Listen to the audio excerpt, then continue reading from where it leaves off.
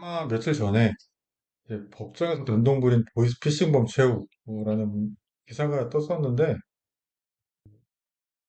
현금 수거책 역할을 했던 사람이 현금 수거 금액은 7,900만 원인데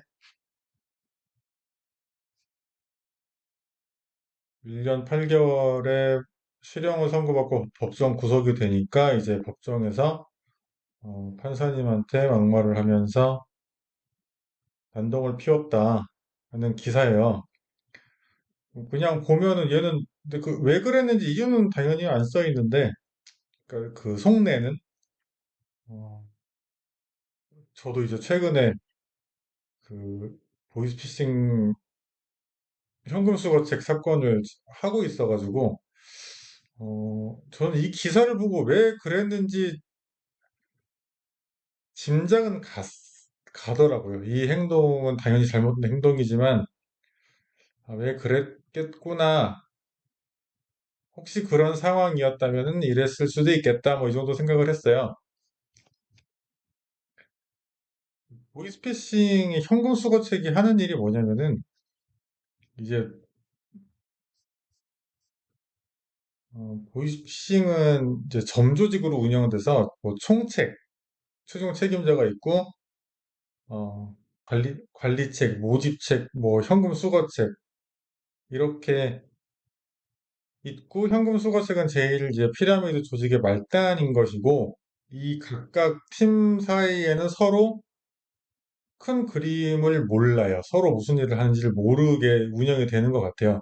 예를 들면은 캄보디아에서 뭐 리조트 같이 큰 시설을 빌려가지고 그 콜센터를 운영해서 그 사람들이 전화를 해가지고 이제 한국 사람들을 속이고, 그 콜센터 애들이 일을 열심히 안 하면은 걔네들한테 막 협박도 하고 뭐 위협을 가하고 뭐 심한 데는 고문도 하고 이런 식으로 이제 하는 애들이 관리책인 것 같고. 근데 문제는 뭐냐면은 그 콜센터 애들이랑 현금 수거책 애들이 이 콜센터 애들이 일방적으로 얘네를 속이고, 현금 수거책 애들은 자기네가 정확히 뭘 하는지를 몰라요, 보면. 처음에는 법적으로 문제가 안 되는 일을 시키다가 갑자기 이제 현금 수거책 일을 시키거든요. 현금 수거책 애들은 뭔가 내가 잘못된 일을 하고 있나 하는 느낌은 들 수 있겠지만은 정확히 내가 보이스피싱 범행을 하고 있다는 거를 모른단 말이에요. 왜냐하면 얘네가 유인책 애들이 콜센터 애들이 현금 수거책을 속이니까 뭐 약간 이상한 일 아니에요? 이렇게 의심을 해도 콜센터 애들은 전혀 문제 없다 막 이런 식으로 속여요. 같이 공모를 하는 게 아니라.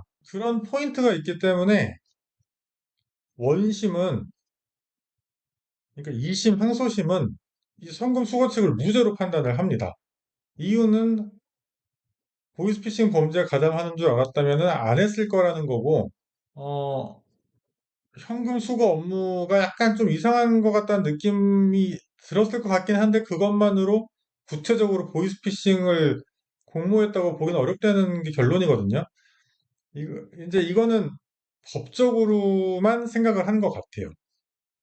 근데 대법원은 이 판단을 뒤집는데, 꼭 구체적으로 몰라도 공모 관계는 있을 수 있다는 게 대법원의 판단이고, 저는 이 판단에는 꼭 법적인 판단에 더해서 보이스피싱이 너무 광범위한 사회 문제가 되다 보니까 이거를 그냥 내비두면은 큰일 나겠다 싶으니까 법 해석을 조금 엄격하게 해서라도 처벌을 하는 사회 분위기를 만들어서 뿌리를 뽑아야 되겠다, 이런 의지가 있었던 것 같아요. 그 의지 자체를 문제 삼을 수는 없지만 논리적으로 완전 정밀하지 않는 느낌이 드는 게 제 개인적인 생각이고, 그러다 보니까 이제 이런 기사에 나오는 억울한 사람이, 뭐이 사람이 억울한지 아닌지 모르겠지만 정말 억울하다면 억울한 사람을 조금은 만들 수 있는 법 해석이지 않을까 하는 생각이 들었고, 그래서 저는 이제 이 사람이 왜 그랬는지 짐작이 갔다는 얘기였는데, 대법원은 뭘 논거로 이제 원심을 뒤집었냐면, 이상한 게 한두 개가 아니라는 거예요. 현금 수거책 일을 함에 있어서. 그러니까 뭐 저기 애초에 취업을 할 때 면접 절차도 없이 뭐 그냥 너무 설렁설렁 이제 취업에 성공한 것도 조금 이상하고 이례적이고, 뭐 현금을 그냥 계좌이체로 하면 되지, 뭐하러 그거를 받아가지고, 큰 돈을 받아가지고 전달을 왜 하겠냐. 그것도 이상하다.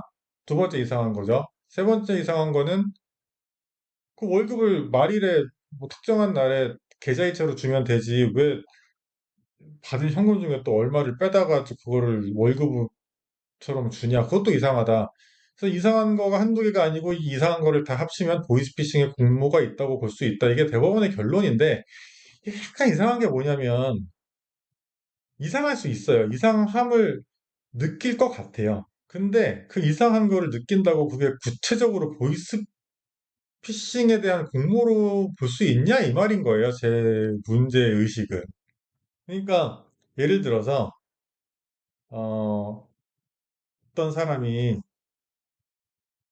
내가 몇 월 몇 시에 어떤 저수지에서 캐리어를 하나 줄 건데 그 캐리어를 받을 사람은 뭐 어디 어디 위치로 오세요. 이렇게 공고를 띄워놓고 그 사람이랑 미리 사전 약속을 한 다음에 만약에 살인 범죄를 저지르고 그 시체를 캐리어에 집어넣어서 영화에 자주 나오는 얘기니까 캐리어에 넣어가지고 거기에 테이프를 돌돌 말아서 사전에 약속한 사람이랑 만나서 그 사람에게 약속한 대로 캐리어에 테이프를 감아서 아무것도 물어보지 말고 너는 그냥 갖다 버려.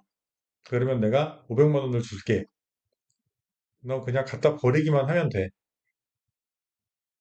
라고 해보자고요. 그러면 그 사람은 당연히 영화 본 것도 있고 뭔가 내가 안 좋은 일에 엮인다는 생각을 당연히 하겠죠. 이례적이죠. 근데 문제는 그게 꼭 살인 방조냔 말이에요.